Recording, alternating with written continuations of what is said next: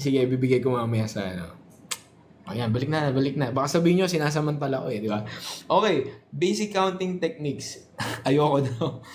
A student, ay, mali-mali pa yung ano, no? Mali-mali pa yung grammar. A student, dapat yan. Oh, patay, bagsak na sa language. A student goes for a dinner to buy value meal combination. For mains, merong beef, may chicken, may pork. So, yung mains, ilan yung pamimilian natin sa main? Meron kang 3. Tapos, sabi for side dish, meron kang fries, soup, salad, or coleslaw. Side dish, ilan yung pamimilian? 4. Tapos for drinks, meron kang iced tea or lemonade. So ilan yon? 2. Ang tinatanong, how many dinner combinations can a student choose? So parang medyo same lang yan dun sa total outcomes kanina. Kino-combine mo silang lahat. And kapag kino-combine natin silang lahat, ang gagawin natin is addition or multiplication. Multiply. So ito times nyo lang.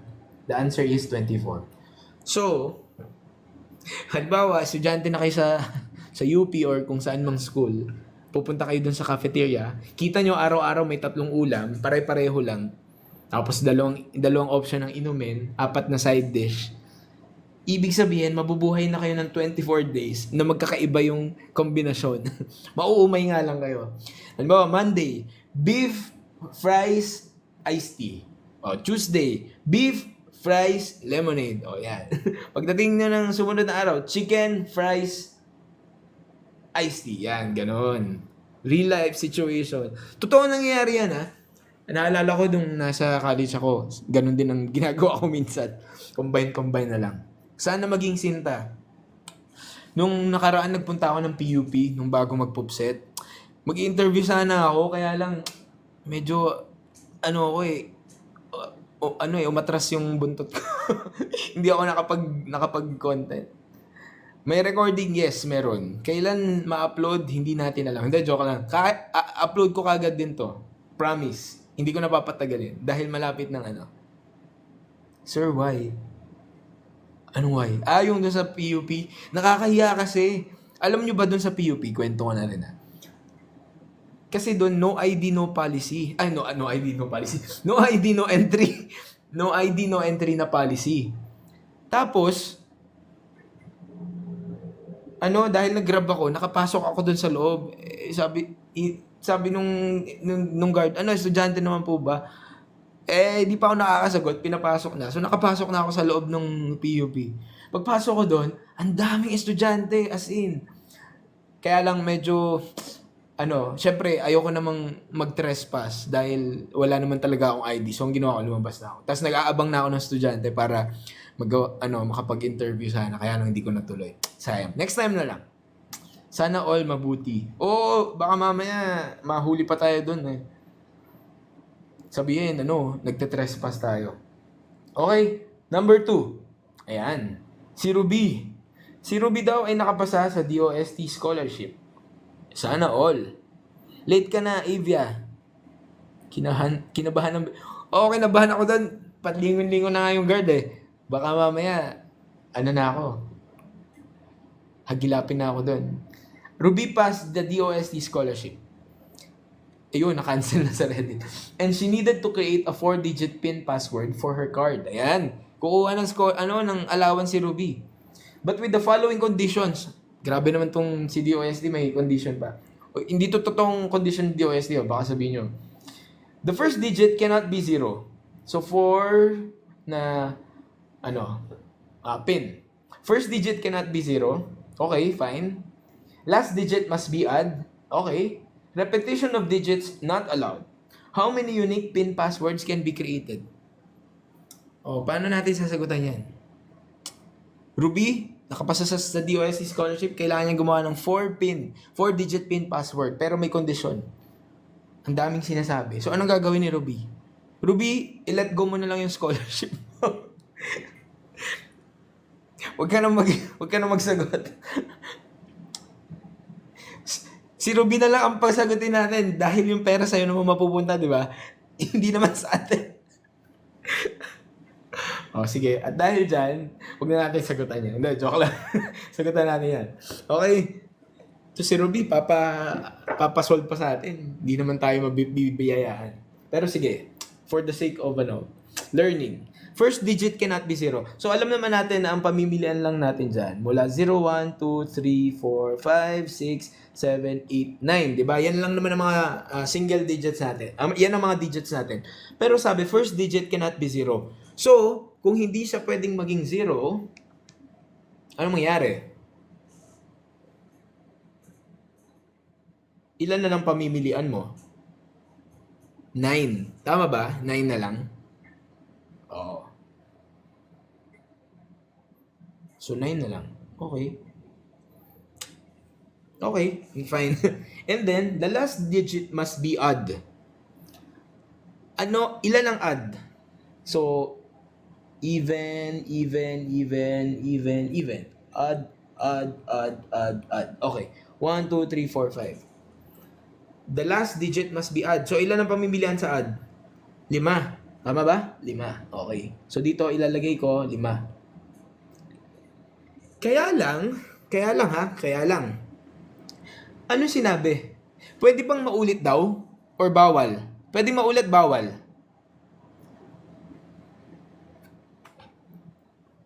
Bawal. Okay, may question ako. Kung halimbawa, naglagay ako ng, halimbawa, yung dulong digit ay 1. Kasi add naman yun ha. Ito na yung actual pin ha. Halimbawa lang. So, ibig sabihin, dito, sa first digit, ang pamimilian ko ba talagang 9 na lang? Or mababawasan pa dapat ito?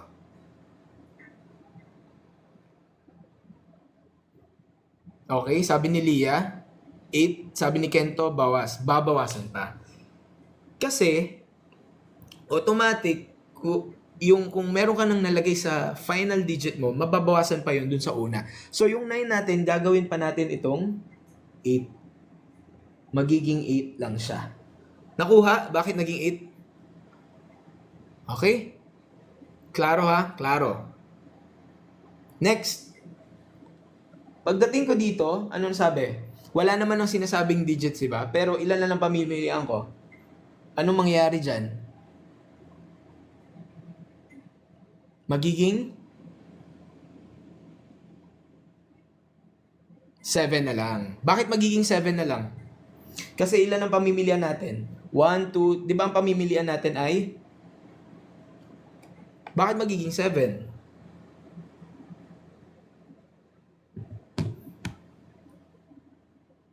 Kasi bawal ang repetition. Okay?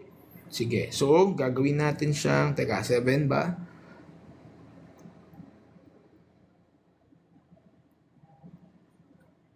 One, 2, 3, 4, 5, 6. Hindi. Ang total number natin, di ba ito 9? Okay. Isipin nyo ha. Ang pwede mong pamimilian lagi, 9. Pero, dahil bawal ang repetition, sorry, hindi pala 9. 10. Di ba 10 yan? Pag binilang ko, 0, 1, 2, 3, 4, 5, 6, 7, 8, 9. Di ba yung 0 to 9, 10 yun? Nagets niyo ba? Ulit ha, huwag kayong malilito. From 0 to 9, ilan yun? 10. Pero, dahil meron ka ng first digit, meron kang last digit na na-define na natin, ilan yung ibabawas ko? 2. So, magiging 8. Nakuha? Hindi 7. 8. Okay? Kasi nga, 10 yung pinaka-universal mo. Universe na bilang. Okay, next. Pagdating dito sa pangatlo, ilan ulit yung original na pamimilian? 0 to 9. Ilan yon? 10. Pero, meron ka ng first digit, meron ka ng second digit, meron ka ng fourth digit. Ilan ibabawas ko? 3. So, magkakaroon ako 7. Yan. So, ngayon, ilan lahat yan? 8 times 8 times 7 times 5. The answer is 240. Okay? 240. Ayan. So, letter A. Ito, di ba? What if no repetition allowed? Ganun din. Tapos, pwede 0 sa simula. Halimbawa, another scenario na to pwede 0 sa simula. Sige, pakita natin. 1, 2, 3, 4. Lagi kayong maggawa ng guhit. 1, 2, 3, 4. So, sa una, ilan pamimilian mo? 10, di ba?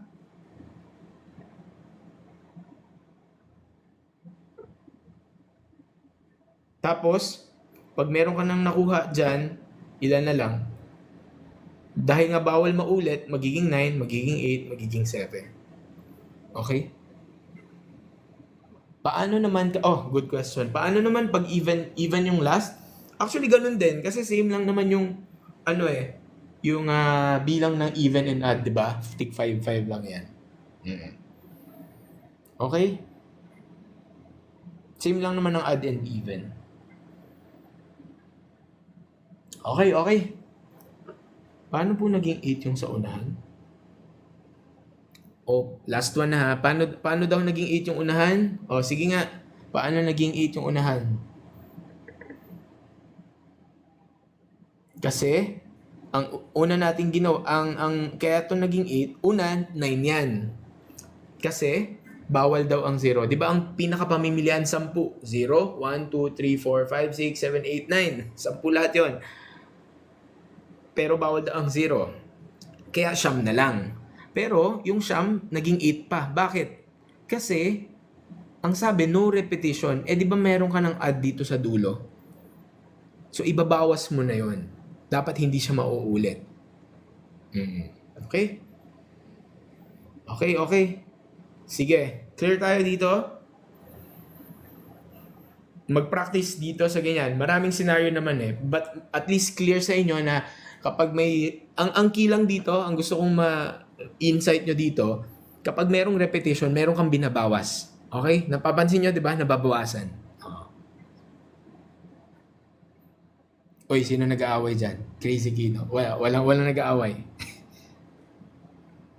Okay?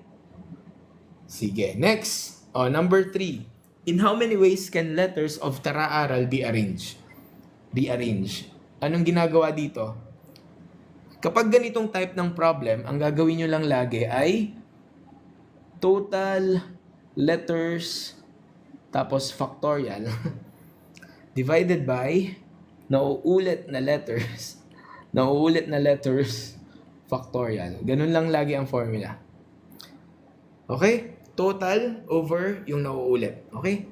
So, ilan lahat yan? 1, 2, 3, 4, 5, 6, 7, 8. So, meron akong 8 factorial, which is 8, 7, 6, 5, 4, 3, 2, 1, divided by, ano yung mga nauulit? Ang nauulit ay letter A. Ilang beses nauulit ang letter A? 1, 2, 3, 4. Okay? 1, Uy, ayaw maano yung ballpen ko. 1, 2, 3, 4. So, magkakaroon ako ng 4 factorial. 1, 2, okay? Yan yung 4 factorial. Tapos, meron pang isang letter na naulit. Ano yon? R. Isa, dalawa. So, may 2 factorial din ako. So, 2 times 1. Understand? So, kumbaga yung formula niyan ay 8 factorial divided by 4 factorial, 2 factorial. Yan.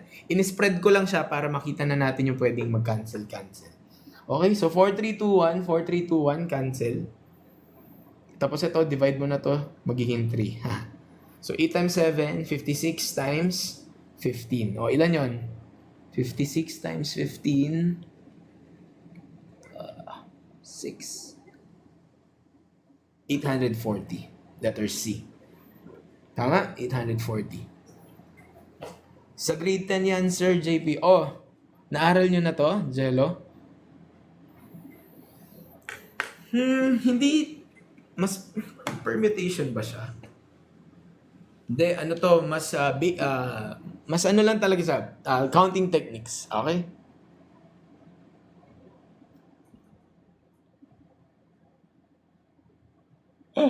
Saan po nakuha yung 56? Saan nakuha yung 56? Ha? Hala ka! Hindi kayo marunong mag-times. 8 times 7, 56. Bakit kinancel yung 6? Dinivide, 6 dinivide ko na sa 2. O, ulit ha. Pag ang tinanong, ulitin natin. Itong uri ng problem na to, dapat sure na tatama na kagad kayo. Pag tinanong, in how many ways can letters of a certain word be rearranged? Ang gagawin nyo lang lagi ay, anong formula natin lagi? Total letters, tapos ifa-factorial mo lang, divided by, nauulit. Factorial. Okay? So, sa case ng tara-aral, ilang letters yan? 1, 2, 3, 4, 5, 6, 7, 8. Kaya magkakaroon ako ng 8 factorial.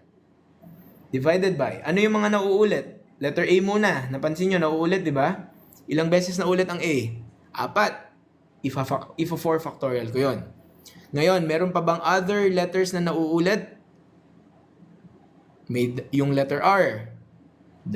So, ifa-factorial ko din. Okay? Next, paano sinosolve ang factorial? Spread lang natin yan. 8 times 7 times 6. Pababa ng pababa hanggang maging spaghetti. Hindi.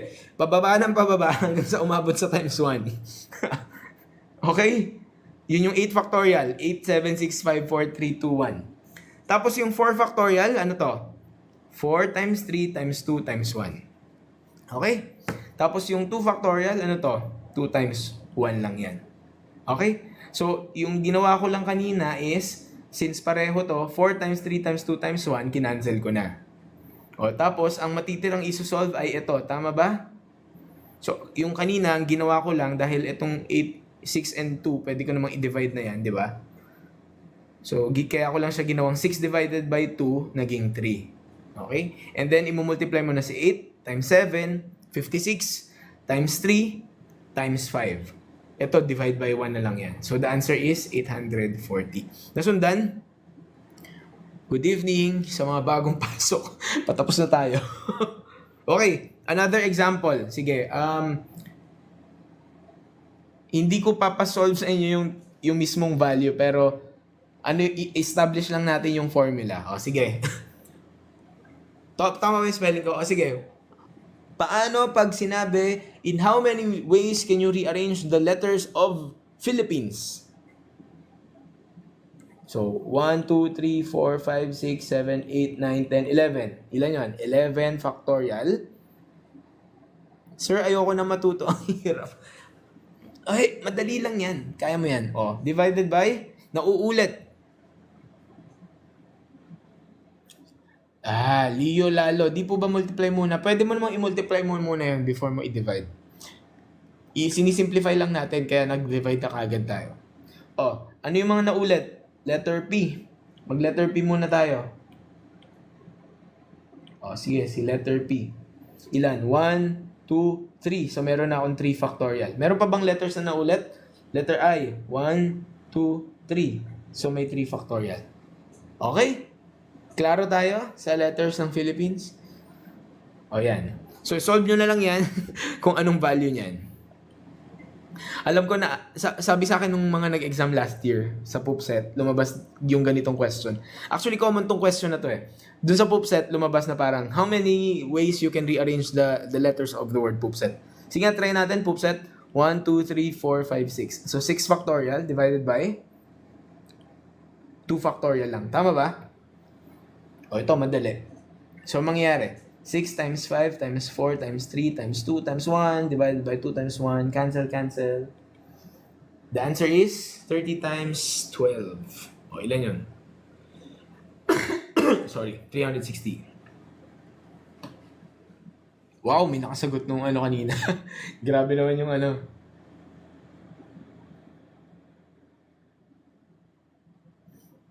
36 million. Okay, klaro tayo dito sa no? Klaro tayo dito sa sample ng PUPSET. Yan, madali lang yung may isa pang common lumalabas sa mga sa mga test booklet. Mississippi. Alam mo yung spelling ng Mississippi? Claisro. Anong spelling ng Mississippi? M-I-S-S-I-S-S-I-P-P-I. Tama ba? Ganyan ba spell ng Mississippi? M-I-S-S-I-S-S-I-P-P-I. Okay. Ang Mississippi, ilan? 1, 2, 3, 4, 5, 6, 7, 8, 9, 10, 11. Factorial. Divided by, ano yung mga naulit? Letter I, 1, 2, 3, 4. So, 4 na letter I, kaya may 4 factorial. Ano pa? Letter S. 1, 2, 3, 4. Missing you. Miss Omsim. So, may 4 factorial ulit. Ano pa? Letter P. Ilang P? Sir, hindi niya ako gusto. Pag hindi niya kayo gusto, huwag mo na siyang sagutin. Okay, ayan. So, klaro? Pag sinolve natin yan, paano yan? 11, kayo na mag-solve din. Marunong na kayo mag-factorial. Matanda na kayo. Pinapakita ko lang kung paano nyo gagamitin tong formula na to. So, very straightforward. Kung ayaw niya sa inyo, huwag nyo na siyang balikan. Okay, next. Ay, mukhang last na to. Ay, okay. Last topic. Combination and permutation. Ayan, last na.